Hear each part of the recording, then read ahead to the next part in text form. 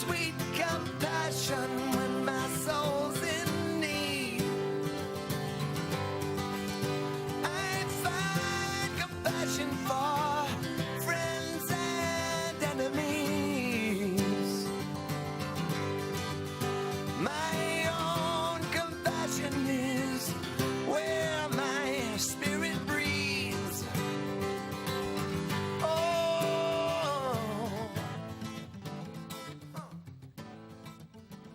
Live from Santa Barbara, welcome to Compassionate Connection. I'm your hostess, Gigi Amour, and the purpose of our show is to share with you how to connect compassionately from the heart when we speak and communicate with people so that we can touch that place where needs really get met and everyone is transformed and enriched by having a flow of communication that is peaceful for all people. So with that being said, I'd just like to reflect on the founder of this language of compassion, the language of peace, nonviolent communication. There's our man right there, Dr. Marshall Rosenberg. And happy birthday, Marshall. October 7th, I believe I was told. At any rate, he is the founder of this great language of life and simplified things for us to be able to really communicate in a way that we can all enjoy. And this is his most popular published book in a minimum of 24 languages and is now, I believe, in at least 65 various countries, actively growing strong. So we'll have a more peaceful world. Yay. Now, with that being said, I'm really excited. Tonight we have a very special guest back with us, all the way from a visit from China, a little jet lag probably, yes. Mary, but thank you. You always come through on your commitments. Oh, well, I'm thrilled to be back, Gigi. Thank you for having me. And I'm just going to warn you, in addition to being a little jet lagged, I've had some dental work done. So if I do a little gagging or something, I apologize in front of before we start, because you'll know what's going on. It's just a little adjustment to new teething things. So. Oh boy, there we go. We all need that help once in a while with our teeth. How can we live? And that's important to take care of. Exactly. Well, I know that many people are asking exactly what you do, and I know you're going to help to explain the different things that you do so people can have a more successful life and happier emotions. And I know now that you are, of course, educated as a shaman and a soul reviver. Yes. And oh, what a blessing that is, where you can go into and help people to release the negativities that perhaps they've acquired along life's path. Yes. So would you help us understand in your words? Oh, I'd love to share this with people. I help people get rid of the things that keep them from being the best that they can be. And when I say that, because everyone's going to have their own definition of what that is, there are things that make us feel fulfilled. There are things that make us feel alive. There are things that make us feel passionate. There are things that make us want to get up in the morning and get life underway. But most people, well, I shouldn't use the word most because that's a generalization, but a lot of people on the planet right now, I'm finding, Gigi, don't have that. They don't have that. I want to get up because life is so wonderful. So then you look at, well, why not? We have everything that we could possibly need to make it that way. So how do people's lives turn into such a hell? Well, there's two different aspects. There's what's going on inside of us, and then there's what's going on outside of us.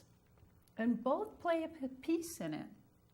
Let's start with the inside, though. Because when our inside is not feeling fulfilled, is not feeling like I'm up to my best, fulfilling is a really big one I find with people. People are not feeling fulfilled. They're feeling their lives are empty. They feel like there's nothing to live for. Or, okay, I have my children. Oh, I have my job. But it's not like, this is my purpose for being here.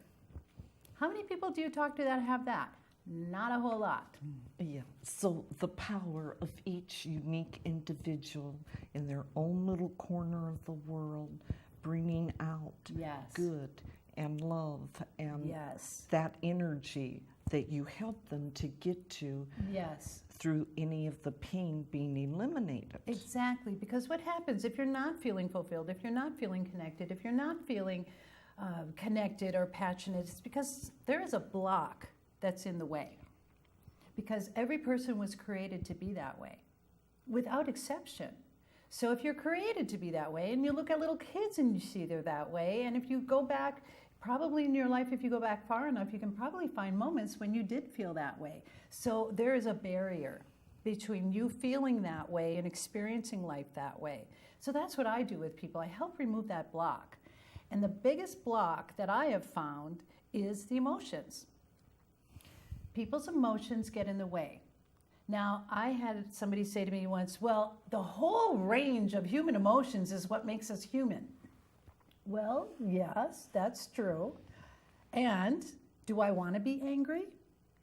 Do I want to be angry at my spouse all the time? Do I want to be upset with my children all the time? Do I want to be furious about what's going on in the world all the time? Or maybe not all the time, but something comes along is constantly activating this.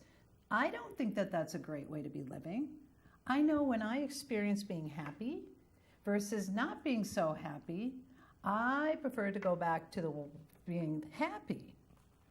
And I'm not talking Pollyanna, oh, everything's great and let's make life so fabulous. That's not what I'm talking about. I'm talking about that you really feel connected and joyful almost all the time, with an occasional bad hair day. Now, people don't realize that that is the possibility of being your norm. Yes. Most people now live life where things are so stressful, things are so chaotic, things are so crazy that they think that that is their norm, with that occasional moment of happiness or connection, or I just had a great lunch with one of my best friends who I hadn't seen in a long time. People don't experience that. That's rare versus the chaos.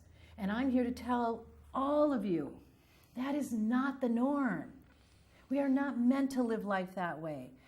Yes, life happens. And I'm the first to say that there are a lot of awful things that happen in the world. But you do not have to have that impact you the rest of your life.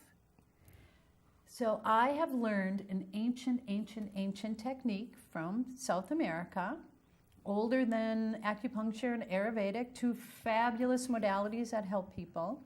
And it actually gets to the core block. It's an energy thing, and I don't want you to get hung up on, okay, here's the woo-woo part. I don't want to go there, because that's crazy. It's not necessary.